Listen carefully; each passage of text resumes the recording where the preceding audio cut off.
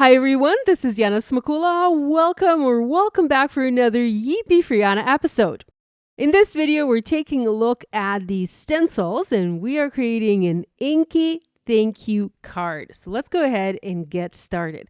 I'm going to use the beautiful White Fusion Stencil set. This set comes from a new release from Simon and it features 4 stencils that once ink blended and layered will give you this beautiful leaf that you can see on the back of the packaging. I absolutely love the size of this stencil.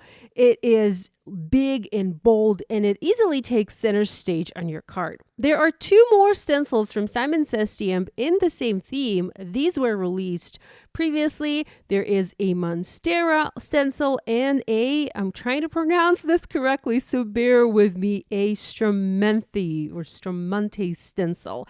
That did not sound right, but let's not pay attention to that. So I'm going to start with a White Fusion Stencil, and I want to do a little bit of a spotlight technique today, a little bit of ink blending, a little bit of die cutting. We'll do all the good things. So here I have a little panel that I worked on prior to filming this video. I kind of used it as a test guide to see if my idea would work out, and you'll see what I mean in just a minute.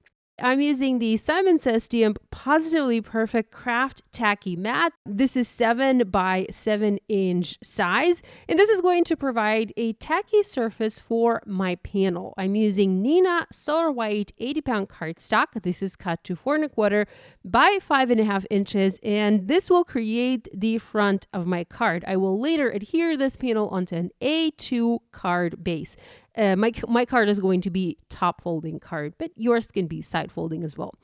I went ahead and I positioned the first stencil on my panel. I used a pencil and I marked the top and bottom of the stencil. You don't really need to do that, but I have found that was helpful for me when it came to layering or aligning the next layers of stencils. I'm going to use 4 colors of ink from Simon. These are the Carnation, Peony, Rose. These all come from like one set. And then I have Cabernet, which comes from a different set, and it is going to provide the beautiful deep shading that I will be adding to this image. The idea is to ink blend this stencil, to ink blend the beautiful leaf using all of these colors of ink. And I'm going to be adding a little bit of shading using a darker ink color for each of the layers. I'm also masking the rest of the panel. I realized if I'm not careful with my ink blending, and usually I never am careful with my ink blending, I'm going to get ink all over the panel. So here you saw me using Bessera craft tape from Spellbinders and just adding bits of tape above and below the stencil to protect that stencil area. I used a large blending brush from Simon and I applied a solid layer of this color onto the background. So this is Carnation. Now next I want to use darker ink color, a shade darker, and apply darkness where the center of the leaf is, where the leaf fold is, if you will. I first used Peony, but that did not seem dark enough for me, and then I switched to rose color to make that fold a little bit more prominent. For the rest of the layers, I will use Cabernet because that one is the darkest and it will provide the most contrast. I'm carefully removing the tape and I'm going to remove the stencil and reveal our first layer. It just looks stunning. I love this particular leaf. I love that it has some white areas, cut out areas. To me, in a way, it even looks a little bit like a feather. Maybe I'll try to ink blend that using green and teal and purple and see if I can create a feather look with these stencils. Anyhow, so this stencil set, there are 4 layers. And in all the other stencils that I showed you, all the other stencil sets, they all have 4 layers. I am only using 3 layers. So there's 1 layer that provides the outline for the entire image, like an open area, and I'm not using that because I don't want to add any more color. I actually want my leaf to have some open areas as if the leaf is, I don't know what's the word for it, like jagged or something. Yeah, you'll see what I mean in just a minute. So I went ahead and I ink blended the second layer using peony, and I used Cabernet to add the shading.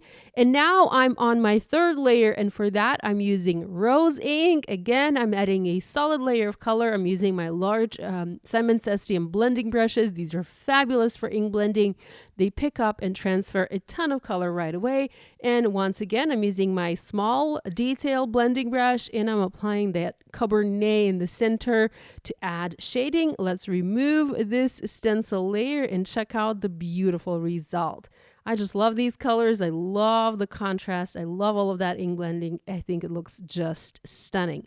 Wow. So beautiful, especially against the white. By the way, I already messed up a little bit and I created an inky fingerprint on the panel, but I'm going to fix that in later. I'm going to add ink blending over it, so it's not going to be visible on the finished card. Next, I want to do some stamping. So I want to stamp over a portion of this leaf using this beautiful text background. This is an older stamp set from Simon. This is the UR background cling stamp. I'm using my Misty stamping tool. This is the original size Misty. I have removed all of the inserts from my Misty, and I have taped my panel onto the Misty using Bester craft tape. I have positioned one of the stencil layers. I picked one that had the most open area, but not the most open one. And next, I'm placing the stamp over my leaf. I'm going to close the door of my Misty. Well, that didn't work, so I need to clean my stamp to restore the stickiness on the back of the stamp. I used a wet baby wipe to do that. So I'm going to close the door, pick up that stamp, and I'm going to ink it up using Cabernet ink. At first, I wasn't sure which color of ink I wanted to use. I debated using black, but I didn't want to use black because I feared it might be too dark, too stark black, too contrasting. And I'm actually glad I used Cabernet. Cabernet is the same color we used for shading, so it kind of works really well with the rest of the ink blending. You do need to apply a fair amount of pressure here because we have the stencil there, and the stencil has a little bit of thickness to it, of course. So if you want to stamp in the open stencil areas, you kind of have to press quite hard onto the stamp to transfer the ink onto the paper. It's not going to stamp perfectly everywhere, but you are going to get a very nice, a very good impression.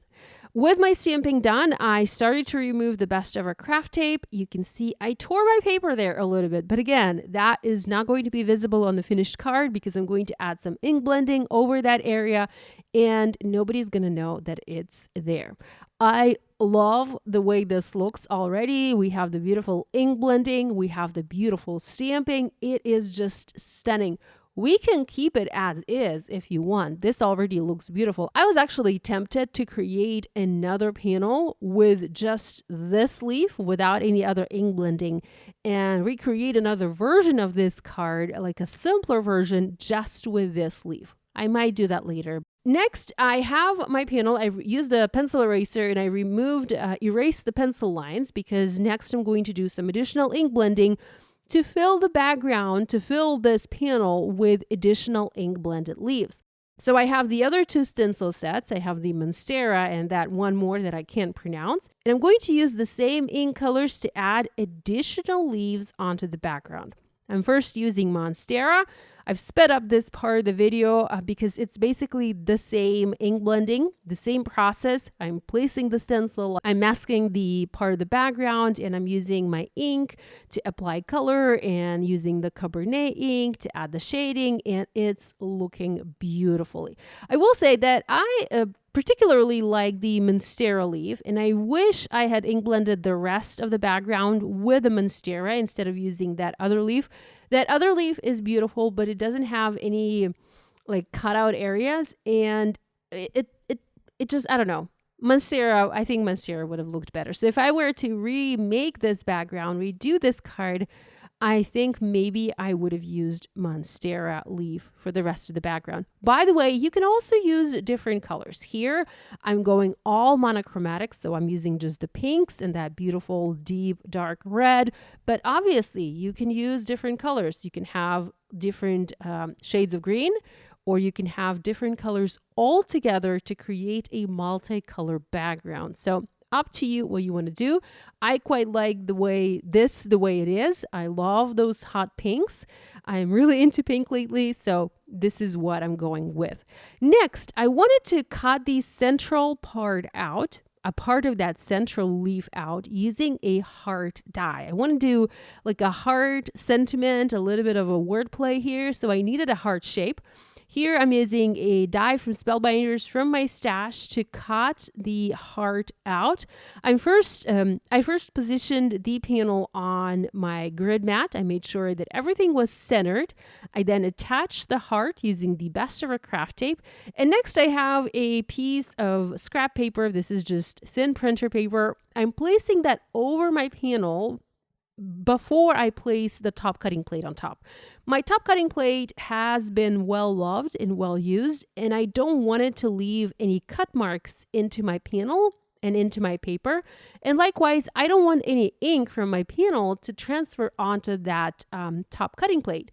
So using a sheet of paper like this is really helpful because it's that sheet that takes all the extra ink and any of the extra beading that you might have happening in your die cutting machine. For the sentiment, I'm using the Easy Strips and Dies Thank You set from Simon Says Stamp and Kathy Zelski. So these are pre-printed sentiment strips, and there is a coordinating die to cut all of these sentiments out. It's like one and done. You align your die over the printed sentiments, you send it through your die cutting machine, and boom, you have a bunch of die cut sentiments in no time.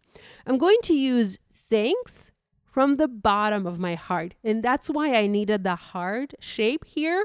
That's why I wanted to have that subtle shape heart in the background, because I knew I was going to use that from the bottom of my heart sentiment.